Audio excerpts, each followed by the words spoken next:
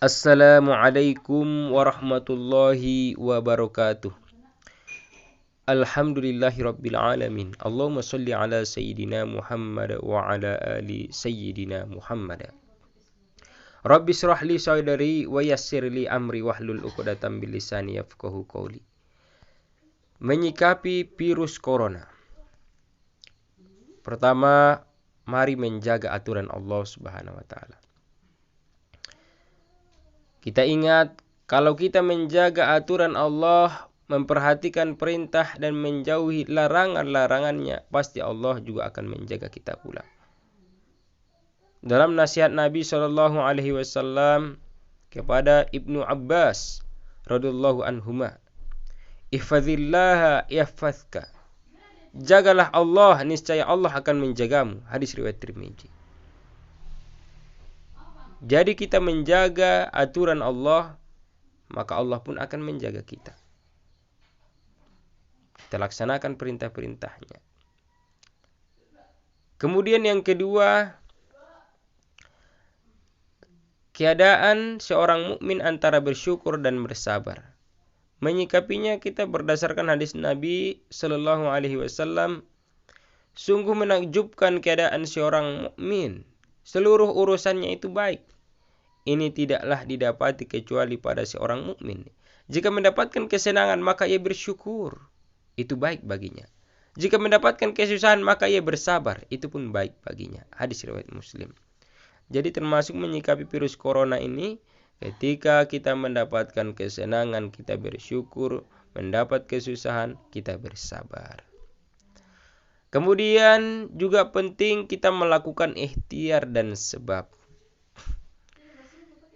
Seperti dalam hadis disebutkan tentang khasiat kurma, man tasabbaha bizab'i tamaratin ajwatan lam yadurruhu dzalikal yauma summu wala sihr.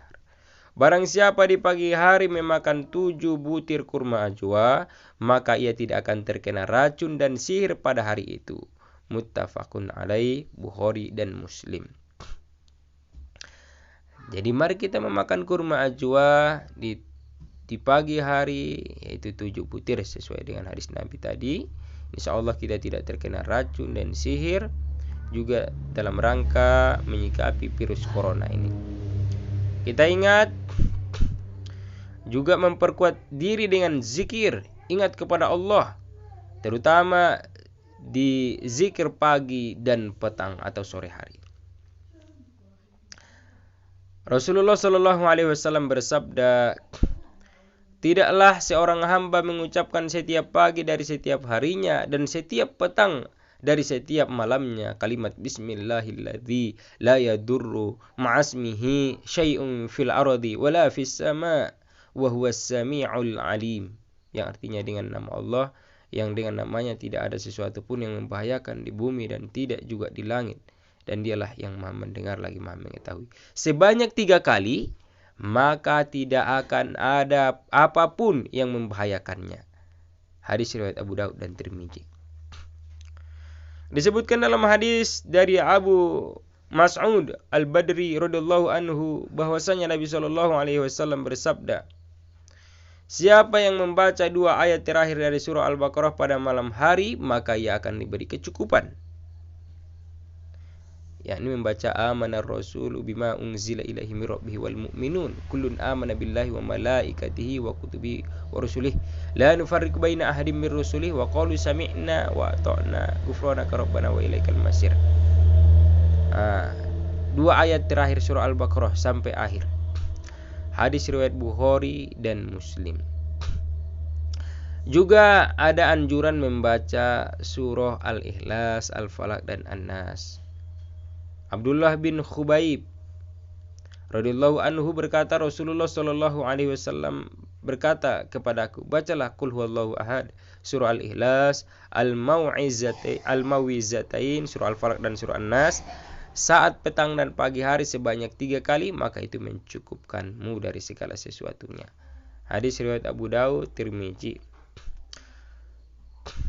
Ini juga bacaan yang terkandung permohonan perlindungan secara sempurna dari berbagai mara bahaya, dibaca sekali ketika pagi dan petang, yakni Allahumma inni as'alukal afwa wal afiyah fid dunya wal akhirah. Allahumma inni as'alukal afwa wal afiyah fi dini wa dunyaya wa ahli wa mali. Allahumma astur aurati wa amin rawati. Allahumma ihfazni min baini yadayya wa min khalfi wa an yamini wa an shimali wa min fawqi wa a'udzu bi'azamatika an uqtala min tahti. Itulah kiranya juga kita baca sekali ketika pagi dan petang. Kemudian kita dalam menyikapi virus corona ini, mari hati-hati juga terhadap berita-berita hoax atau berita-berita bohong. Kita pintar-pintar menyaring berita. Jadi segala sesuatu kehidupan ini sebenarnya kita harus hati-hati yang namanya berita-berita hoax atau berita-berita bohong. Kita harus pintar-pintar menyaring informasi yang datang kepada kita. Bukan hanya menyikapi virus corona ini, juga aktivitas kehidupan kita. Dan juga kita dalam hidup ini untuk selalu bertawakal. Tawakal kepada Allah Subhanahu wa taala. Menyikapi virus corona ini kita juga bertawakal kepada Allah Subhanahu wa taala. Setiap muslim hendaknya pasrah dan tawakal kepada Allah. Segala sesuatu atas kuasa Allah dan sudah menjadi takdirnya. Ma asaba min musibah illa biiznillah wa may yu'min billah yahdi qalbahu wallahu bikulli syai'in alim. Tidak ada suatu musibah pun yang menimpa seseorang kecuali dengan izin Allah. Dan barang siapa yang beriman kepada Allah, niscaya dia akan memberi petunjuk kepada hatinya. Dan Allah Maha mengetahui segala sesuatu. Al-Quran surah At-Taghabun ayat 11.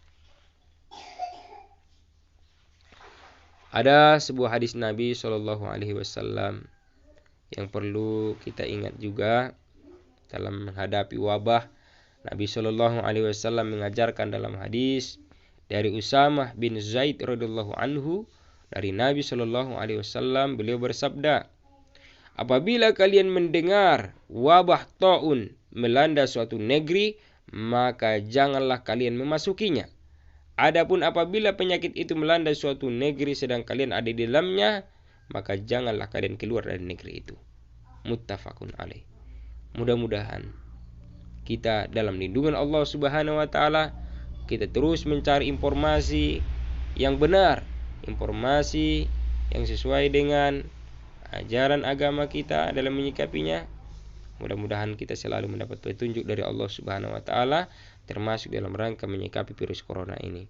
Mari selalu bertanya, mencari solusi bagaimana menyikapi virus corona ini, dan jangan salah menyikapi virus corona seperti memasang jimat-jimat, mendatangi dukun, dan sejenis-sejenisnya. Na'udzubillah, thumma na'udzubillahi min dzalik. Ya Allah, lindungilah kami dari mendatangi dukun. Lindungilah kami dari hal-hal yang mengandung syirik. Amin, amin, amin ya rabbal alamin. Assalamualaikum warahmatullahi wabarakatuh.